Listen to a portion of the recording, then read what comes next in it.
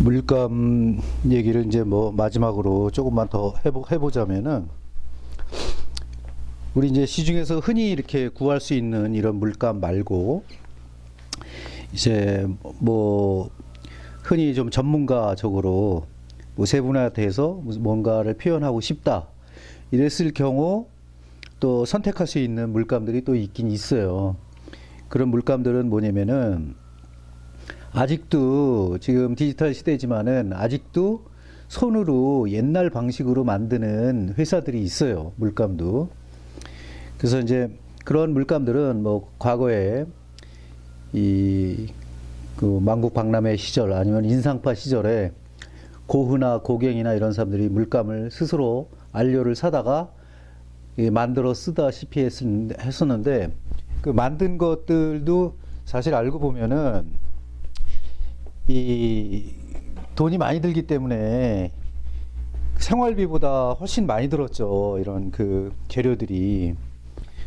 그 시절에 이제 유명했던 그 화방들이, 지금 에콜 데 보자르 옆에 뭐 성네리아라든가 뭐 이런 화廊들이 있었지만, 그보다도 더 이제 유명한 그 화방들은 어디였냐면은, 지금으로 따지자면 이제 몽마르트 언덕에 그 밑에 블렁시라는 그 마을이 있는데, 마을이라기보다는 거리죠. 블렁시하고 이제 삐갈 이런 거, 그다음에 지금 물랭루즈로 유명한 곳이죠. 이제 그런 곳이 예전에는 그 보헤미안 쪽들이 막 모이던 곳이었기 때문에, 우리가 지금으로 따지면 유흥가지만은 그 시절에는 모든 그 같은 아티스트들이 많이 모여드는 곳 중에 하나였죠. 그 시절에는. 그리고 유럽 각지에서도 그런 쪽으로 와서 이 뭐 공연하기를 원한다거나 아니면은 거기에 가서 그림 그리기를 원했던 사람이 너무나 많았죠. 고흐도 마찬가지였는데, 고흐나 로트렉 뭐 이런 사람들이 전부 다 그 블렁시나 삐갈 주변에 다 살았거든요. 그러니까 물랑루즈를 주변으로. 왜 그런 결과가 오냐면, 그때 이제 뭐 모든 관광객이나 그런 사람들이 모이는 곳이 또 그쪽이었기 때문에, 그쪽에서 뭐 돈을 번다거나 어떤 생활을 하기가 좀 쉬웠겠죠. 그래서 뭐 피카소라든가 이런 사람들도 그때도 물감 만들어 썼는데, 피카소 같은 경우에는 뭐 바톨라부아 뭐 그런 세탁선이라는 이름인데, 옛날에 뭐 세탁소였든 뭐 어쨌든 거기서부터 시작을 했었는데, 그 양반도 마찬가지로 그 보헤미안 시절에는 몽마르트 밑에서 그림을 그렸었고, 실제적으로. 그러니까 고흐나 뭐 로트렉, 피카소 뭐 그런 사람들 다, 루오 이런 사람들이 다 그쪽에서 생활했기 때문에 거기에 유명한 화방들이 있었어요. 이제 그 화방들이 만들던 그 물감들이 이제 말하자면은 진짜 안료에 고급 그 안료에 옛날 방식으로, 지금 이 유리봉 보이시죠? 이 유리봉이 보통 한 이 넓이가 이렇게 한 5cm, 4cm 되는 것부터 10cm 되는 것까지 넓었는데, 이런 유리판 위에다가 안료를 놓고, 안료라는 게 뭐냐면 이제 일종의 피그먼트, 분말이에요. 분말을 놓고 거기다 이제 아마유니를 조금씩 떨어뜨려 가면서 가는 거죠. 이렇게 갈아가지고 쓰기 때문에 굉장히 시간이 오래 걸리고, 근데 이제 화가들 입장에서는 이거를 묽게 얇게 조절을 할 수가 있었죠. 그러니까 요즘 같은 경우에 이렇게 기성품으로 이렇게 튜브 속에 이렇게 딱 해서 나오지만은, 예전에는 그렇게 다 만들었었기 때문에 굉장히 공정도 필요하지만은 또 그 가루 안료를 구하기 위해서 굉장히 또 치열했어요. 그래서 이제 뭐 좀 그림이 좀 잘 팔리는 작가들은 그 안료를 갖다가 쉽게 살 수 있었지만, 그리고 미선점할 수 있었지만은, 그렇지 못한 작가들은 굉장히 힘들었죠. 그러니까 뭐 밥은 굶더라도 그림은 그려야 되는데, 그림을 그리려면 색이 필요한데, 색이 얼만큼 잘 구할 수 있느냐에 따라 가지고 또 많이 달랐거든요. 그래서 뭐 우리가 그 시절에 가장 두껍게 그린 사람 중에 하나가 루오인데, 루오 같은 경우에는 그 사귀는 여자가 물랭루즈에서 일하는 여자였는데, 그 나부를 많이 그렸죠. 그 시절에 뭐 모델을 구할 돈도 없었지만은 거의 친구들이 이제 모델을 서준 거죠. 근데 물감총이 굉장히 두꺼우니까 그걸 제일 부러워하던 사람이 피카소였어요. 근데 뭐 저도 들은 얘기니까 이게 팩트다 아니다는 뭐 제가 뭐 함부로 단언할 수는 없지만 그냥 우스갯소리로 들으면은 피카소가 약간 성공하고 난 다음에 그 뭐 루어 그림을 많이 사줬어요. 그거 사줘가지고 그 위에다가 피카소가 또 자기 그림을 그린 거예요. 왜냐면 그 그림이 그때 당시에 두꺼울수록 또 어떤 그 선호도가 있었기 때문에 얇게 그리는 것보다는 두껍게 그리기 위해 가지고 그런 경우가 참 많이 있었어요. 그러니까 말하자면 그림도 사주고 생색도 내고 자기 그림도 그리고 뭐 루오나 아니 뭐 그런 사람보다는 그때는 피카소 뭐 그런 사람들 그다음에 그쪽 그런 그 약간 좀 추상도 아니고 뭐 선을 가지고 브라크나 뭐 이런 분들이 굉장히 유명했던 시절이었기 때문에 이제 그런 경우가 생기는 거죠. 그래서 지금 그 옛날에 그 만들어 쓰던 그런 그 물감들을 지금 이제 그 그대로 만드는 그 회사들이 이렇게 이제 네덜란드에 가면은 이렇게 있어요. 그래서 거기서 이게 이제 올랜드라는 건데 올드라는 거는 이제 오래됐다는 그다음에 홀랜드는 이제 네덜란드를 지칭하는데 네덜란드가 이제 고호의 나라니까 거기서 만드는 올랜드라는 이 물감이 있어요. 근데 나는 이제 이거를 왜 쓰냐면은 인체를 그리다 보면은 그 일반 기성 물감에서 느끼지 못하는 그, 그 어떤 그 뭐라 그러죠? 이 갈아낸 속도라든가 간 느낌, 그다음에 여러 채색을 할 수 있는 그런 느낌이 좀 달라요, 이 물감이.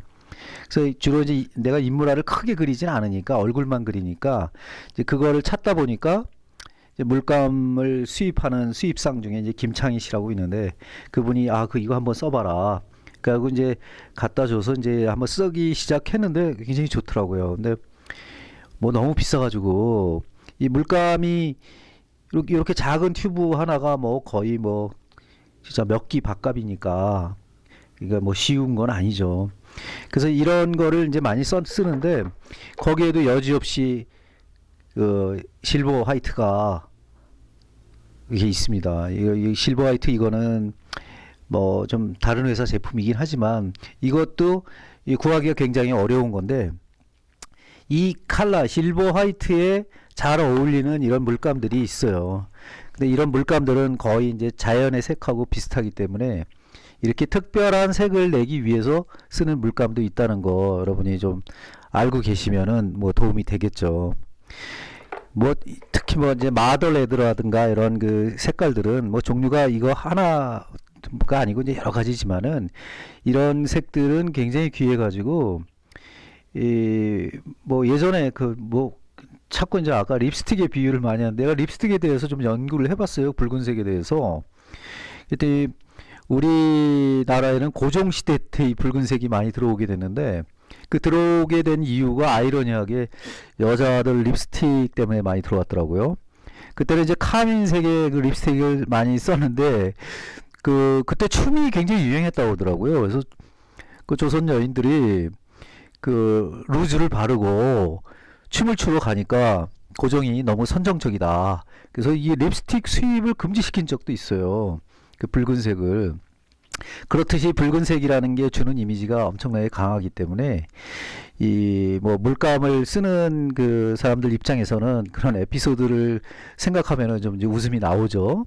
이제 그런 물감도 있다는 거 이제 여러분들에게 이제 한번 제가 말씀드리는 거고 아무튼 이 뭐 그림이라는 게 그림을 잘 그리기 위해서 뭐 이렇게 자기의 어떤 경험이나 어떤 그런 게 필요하기도 하지만 사실 알고 보면은 이 세계가 굉장히 재미있어요. 이 물감의 세계도 그렇고 이 색의 세계도 그렇고 그 뭐 어릴 때서부터 우리가 이 좋은 물감 뭐 좋은 색을 많이 접하면서 사는 나라는 아닌데 우리나라가 근데 그럼에도 불구하고 요즘은 뭐 너무나 다양하게 색을 뭐 수입해서 쓰고 하고 있지만은 그래도 이 안에서도 흔한 게 있고 흔하지 않은 게 있다는 거는 이거 좀 아셔야 되는 문제고 그다음에 물감을 얇게 펴서 바르든 두껍게 바르든 다 용도가 있어요.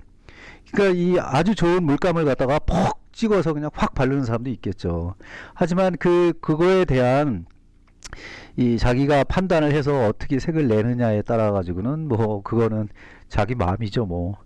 뭐 이거 비싼 거로 뭐 처덕처덕 바르든지 싼 물감으로 뭐 얇게 하든지 그거는 이제 작가의 마음이죠. 근데 그렇듯이 이번에 이제 그 내가 살펴본 그 이 물감의 종류라든가 이 오늘은 그냥 물감만 튜브 물감만 제가 이렇게 쭉 말씀을 드렸는데 이제 튜브 물감을 이제 다음 시간에는 뭐 이렇게 우리가 흔히 이제 쓰는 팔레트라고 그러죠. 판이죠, 판 위에다가 이제 저거를 이제 짜 놓은 다음에 그거를 뭐 나이핑을 하든지 그다음에 브러쉬로 붓을 칠하든지 하는 거는 다음 시간에 이제 하기로 하고 그것도 굉장히 요령이 있고 방법이 있어요. 그냥 막 하는 게 아니고 그다음에 종류도 여러 가지고 그 판도 그다음에 뭐 실내용이 있고 실외용이 있고 그다음에 또 어떤 식으로 관리를 해야 되는지 뭐 이런 거 굉장히 중요한 건데 사실은 뭐 그런 거에 대해서 말씀드려 보시기로 하고 제가 오늘 이거 비디오를 찍어 보니까 굉장히 어려워요. 어려운데 이 지금 제가 찍고 있는 이 카메라가 이게 오토포커스가 되는 카메라거든요. 가령 제가 이걸 들고 있으면은 여기 초점이 잡혀요. 근데 보통 이제 우리 그 캐논이나 이런 거는 잘 안 잡히거든요. 그거 잡히는 카메라가 딱 두 대인데 뭐 소니하고 라이카가 있는데 마침 우리 후배 인표가 라이카 SL2X 뭐 신형을 저한테 좀 뭐 한번 내가 써보고 싶다니까 빌려줬는데 아 뭐 이게 너무 좋아서 근데 이 카메라가 뭐 거의 1,000만 원 정도 하거든요. 그 완전 넘사벽이긴 하지만 그래도 내가 좋게 보여주기 위해서 최선을 다했다는 거 여러분이 알아주셨으면 감사하겠습니다. 꼭 구독자 꼭 누르세요. 끝.